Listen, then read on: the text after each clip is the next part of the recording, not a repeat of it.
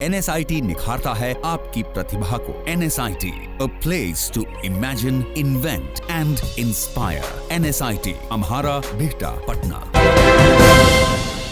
नमस्कार, मैं Neha, city post live में आप सबों का स्वागत करती हूँ। चुनाव से जुड़ी हुई खबरों पे हमारा ध्यान बना हुआ है। हम चाहते हैं आपके पास ज्यादा से ज्यादा हम चुनावी खबरों को पहुंचाएं। इसी के मद्देनजर हम झारखंड चलते हैं। झारखंड में इस 7वें चरण में तीन लोकसभा सीटों पे चुनाव होने हैं। वो है राजमहल, दुमका और दुमका की अगर हम बात करें तो दुमका में गुरु शिष्य के बीच में कांटे की टक्कर है। दुमका क्षेत्र जो है वो आर्थिक रूप से पिछड़ा और नक्सली प्रभावित क्षेत्र है। इस सीट पे हमेशा आरक्षित सीट है। अनुसूचित जनजाति के लिए ये सीट आरक्षित है। 6 सीटें हैं, जिसमें से सिकारीपाड़ा, दुमका में कुल विधानसभा की 6 सीटें पड़ती हैं। सिकारीपाड़ा, जामा और नाला में झामुमो का विधायक है, जबकि जामताड़ा में कांग्रेस और दुमका और सारठ में बीजेपी से विधायक है। यहाँ पे कुल 13.67 लाख मतदाता हैं। इसमें से 7.3 लाख जो है वो पुरुष है। 6.63 अगर हम देखते हैं तो वो महिलाएं वोटर्स शामिल है। मोदी के लहर के बावजूद शिबू सोरेन लोकसभा चुनाव 2014 में अपनी सीट जो है बचा लेते हैं। कम वोटों से ही सही, लेकिन वो अपनी जीत दर्ज कराते हैं। शिबू सोरेन को झारखंड में दिशोम गुरु भी कहा जाता है।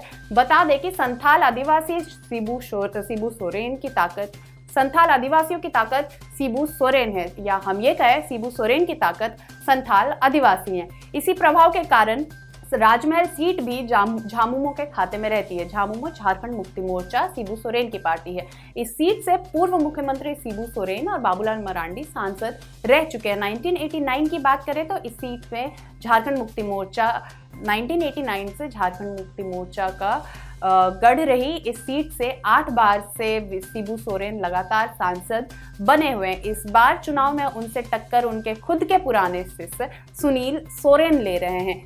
हम ये सब कहा जाता है, या हम अगर देखें तो सुनील सोरेन ने झामुमो से ही अपनी राजनीतिक यात्रा की शुरुआत की थी।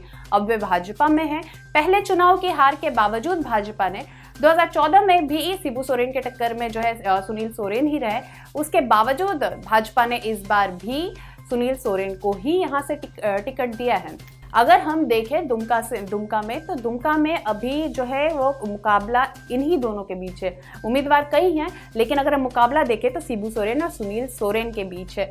2009 में सिर्फ 19,000 वोटों से सुनील सोरेन यहाँ से हारे थे, लेकिन 2009 में 19,000 वोटों से सुनील सोरेन हारते हैं। 2014 में 39,000 वोटों से सुनील सोरेन हारते हैं।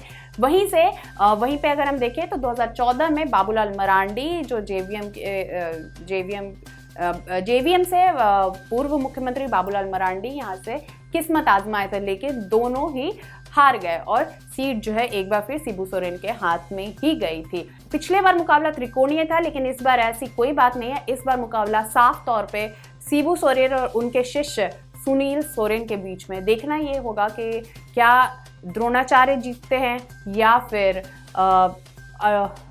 देखना ये होगा कि क्या शिष्य की जीत हो पाएगी या फिर गुरु ही बाजी मार जाएगा। लगातार खबरों के साथ जुड़े रहने के लिए आप देखें सिटी पोस्ट लाइव। पसंद आई वीडियो तो जरूर सब्सक्राइब करें, लाइक करें और शेयर करें। 22 वर्षों का विश्वास, 10,000 से ज्यादा डॉक्टर्स, गोल नेशंस लीडिंग इंस्टीट्यूट।